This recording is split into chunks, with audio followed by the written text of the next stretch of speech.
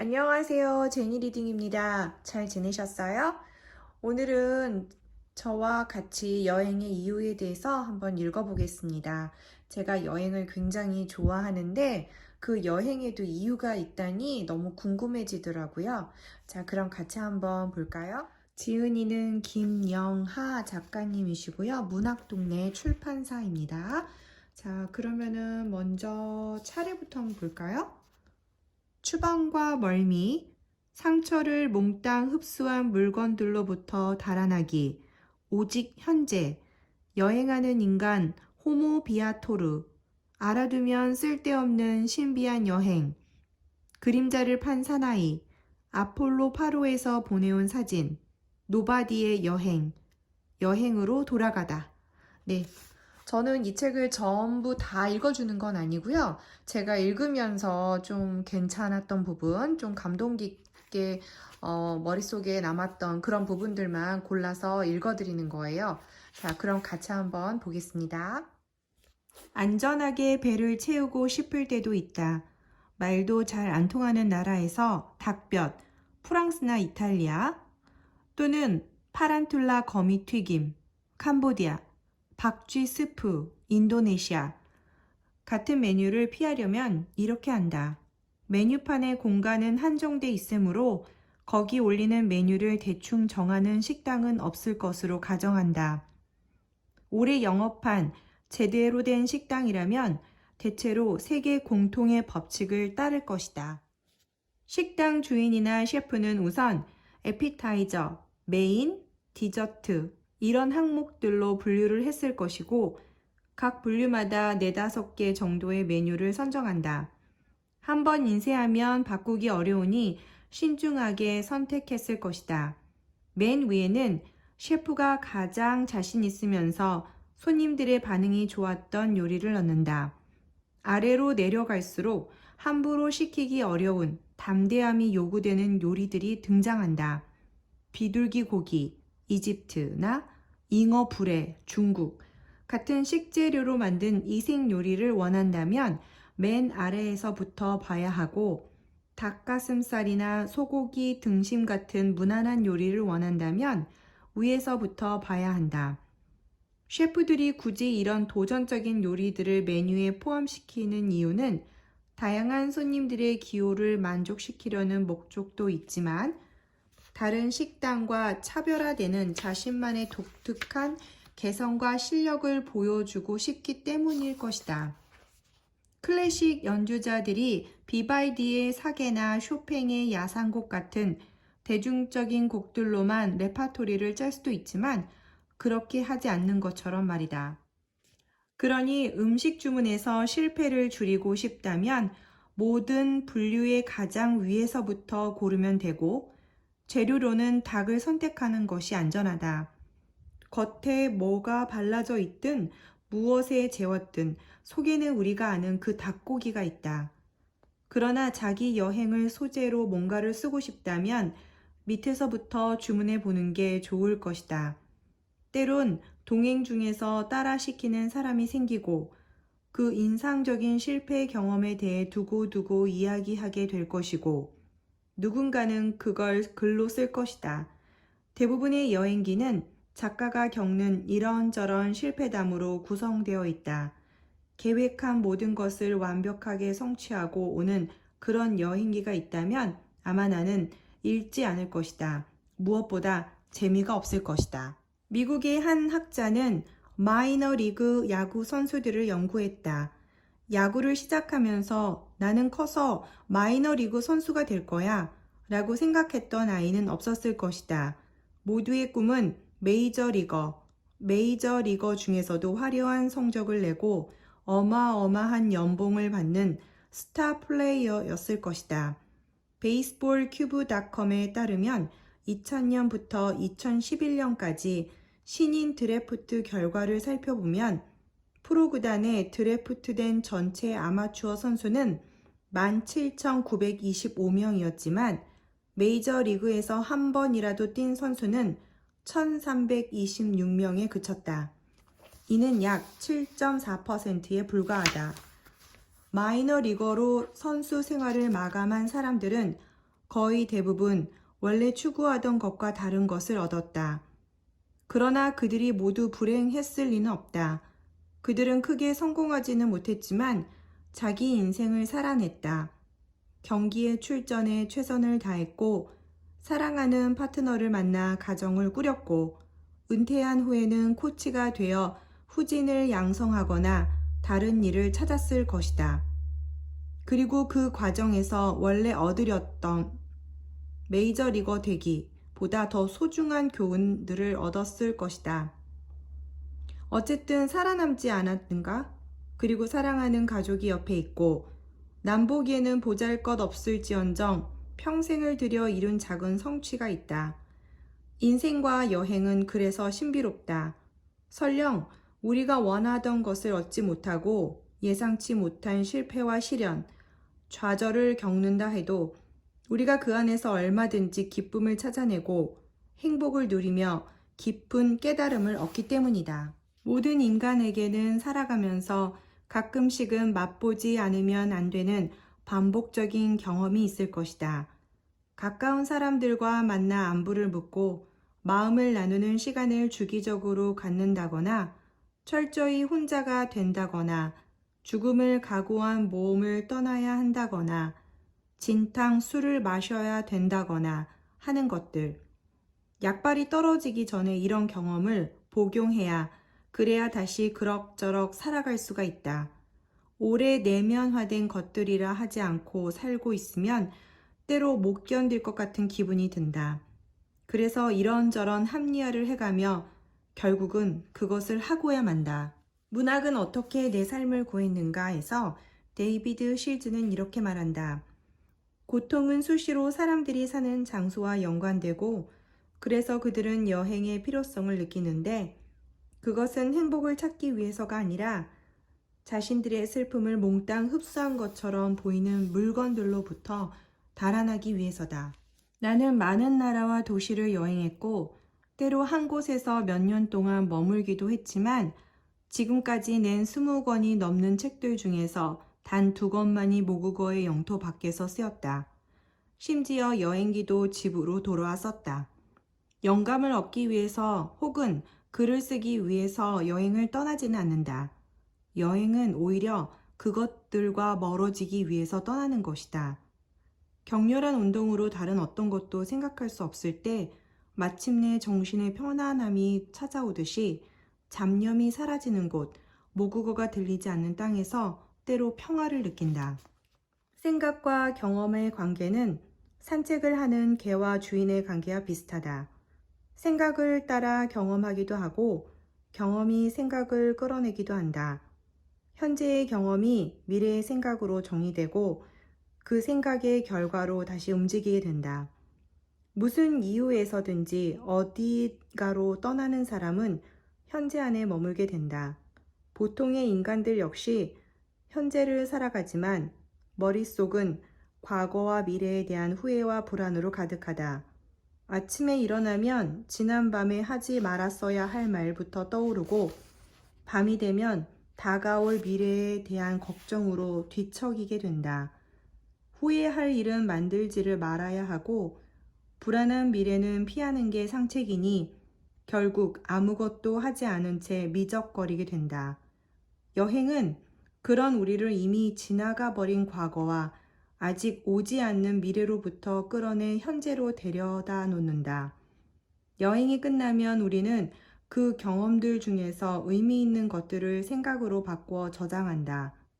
영감을 쫓아 여행을 떠난 것은 없지만 길 위에 날들이 쌓여 지금의 나를 만들었다는 것을 부인할 수 없다.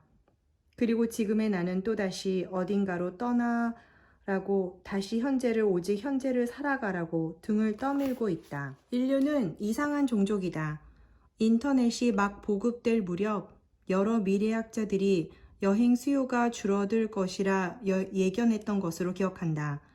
이제 뉴욕이나 파리에 몸소 가지 않고도 자기 집 소파에서 충분히 다 구경할 수 있다고 생각했던 것이다. TV는 영화관을 대체할 것으로 예상되었다. 비디오 플레이어가 대중화될 때도 비슷했다. 그러나 영화관을 찾는 관객 수는 아직까지는 꾸준히 증가하고 있다. 여전히 사람들은 굳이 옷을 차려입고 밖으로 나가 공기도 별로 좋지 않은 극장까지 가서 옆자리 사람의 팝콘 씹는 소리를 견디면서 영화를 보고 있다. 모든 여행은 끝나고 한참의 시간이 지난 후에야 그게 무엇인지를 알게 된다. 일본의 한 코미디언이 비싼 포르쉐를 샀지만 막상 자기가 운전을 해보니 포르쉐가 달리는 모습을 볼 수가 없더라. 그래서 친구에게 포르쉐를 운전하라고 시킨 뒤 택시를 타고 따라갔다는 얘기가 떠오른다. 그가 택시 기사에게 저기 가는 저 포르쉐가 자기 차라며 정말 멋지지 않느냐며 자랑을 하자 택시 기사는 어이없어하며 그런데 왜 택시를 탔느냐고 물었다. 그는 이렇게 말했다고 한다. 바보 아니세요? 내 차에 타면 포르쉐가 안 보이잖아요. 여행자와 마찬가지로 운전자는 1인칭이다. 자동차는 그렇게 설계돼 있다. 운전을 하는 자기 모습을 보는 것보다 차 주변에서 벌어지는 일을 주시하는 것이 훨씬 중요하기 때문이다.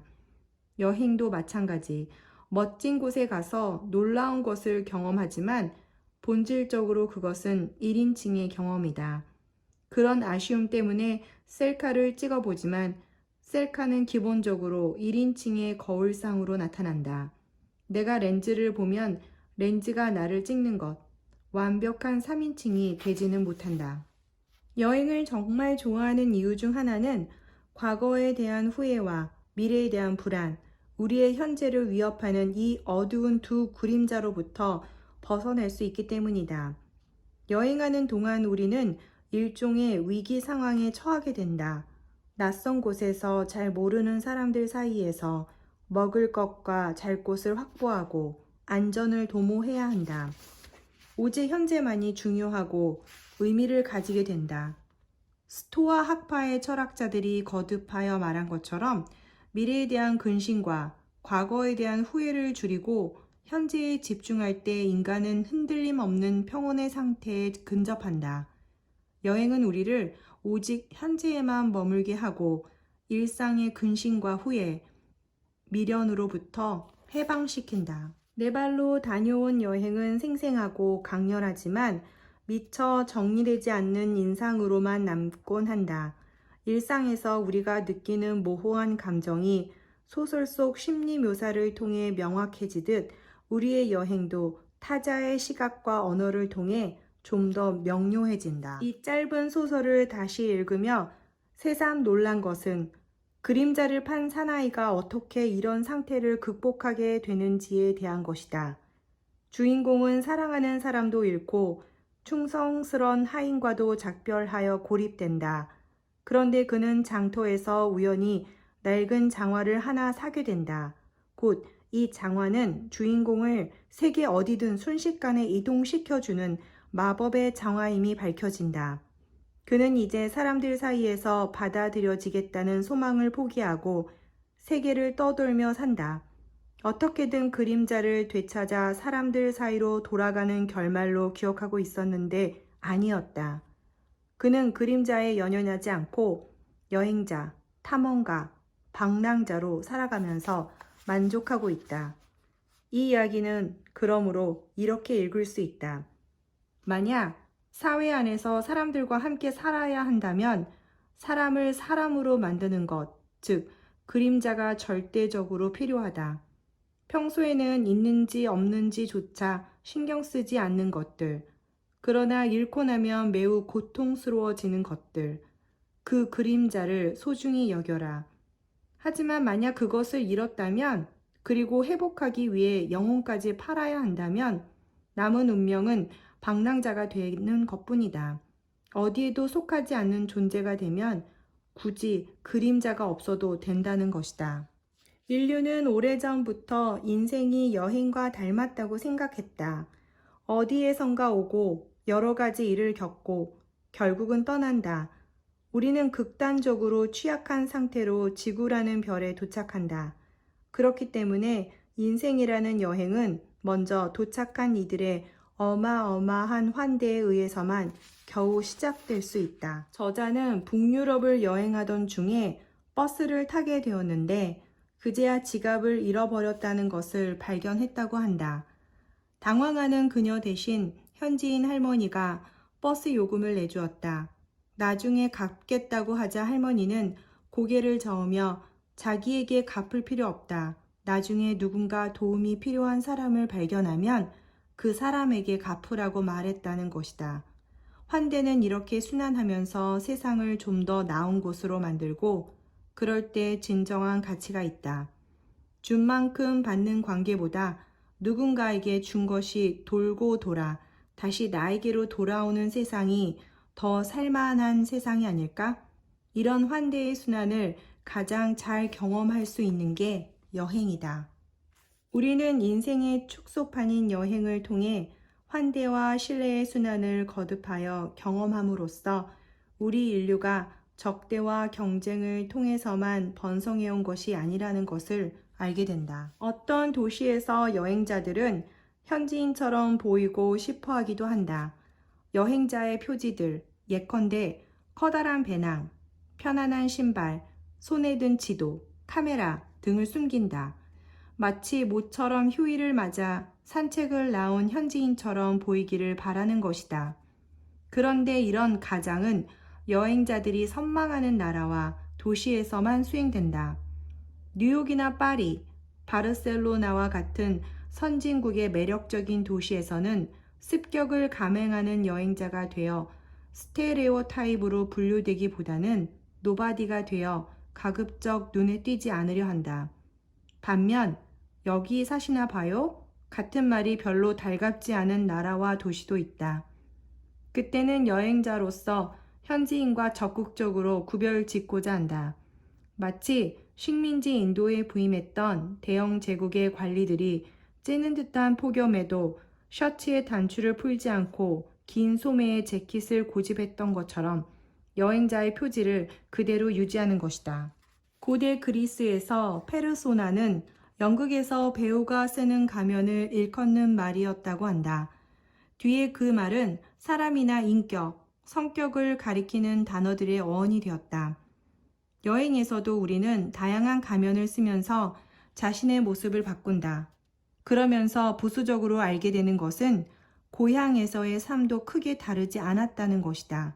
다만 여행지에서 쓰는 가면이 조금 낯설 뿐이다. 여행은 일상에서 결핍된 어떤 것을 찾으러 떠나는 것이다. 우리가 늘 주변에서 쉽게 얻을 수 있는 것이라면 뭐하러 그 먼 길을 떠나겠는가? 여행지에서 우리는 어쩔 수 없이 아무것도 아닌 자가 되는 순간을 경험하게 된다. 여행은 어쩌면 아무것도 아닌 자가 되기 위한 것인지도 모른다.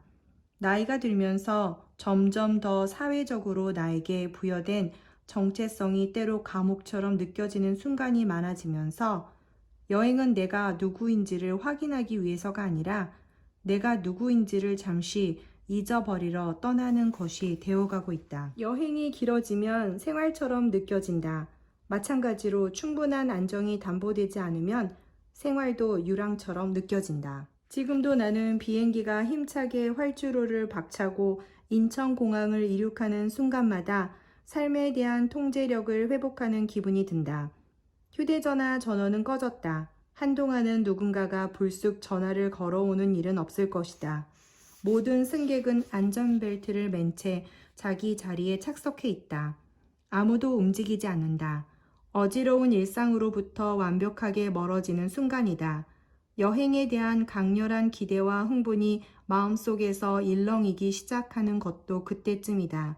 내 삶이 온전히 나만의 것이라는 내면의 목소리를 다시 듣게 되는 것도 바로 그 순간이다. 여행은 분명한 시작과 끝이 있다는 점에서도 소설과 닮았다.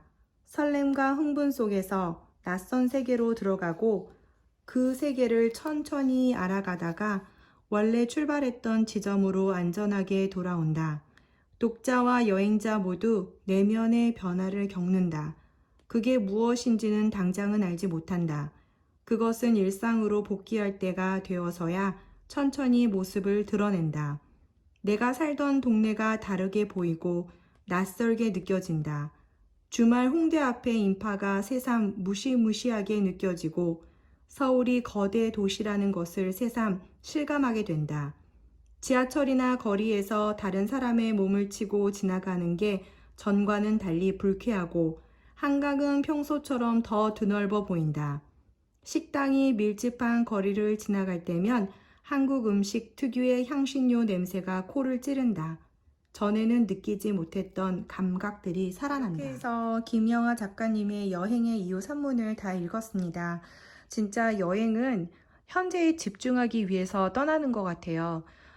저 주변에 있는 이런 익숙한 물건과 환경, 사람들로부터 멀어져서 완전히 새로운 곳에 있음으로써 현재에 집중하게 되는 거죠. 그러면서 제 자신이 힐링이 되고, 그리고 현재 삶이 얼마나 중요하고 나의 가치에 대해서 한 번 더 생각하게 되는 그런 중요한 면이 있는 것 같습니다. 그래서 여행을 떠나는 것 같아요. 다음에 같이 읽을 책은요, 김미경의 리프트입니다. 코로나로 멈춘 나를 다시 일으켜 세우는 법. 예, 지금 코로나 시대라서 굉장히 서로 생각을 해야 될 그런 내용일 것 같아서 한번 구매를 한번 해봤어요. 저와 같이 계속해서 책을 읽고 싶다면 좋아요, 구독 눌러주세요. 다음에 또 만나요.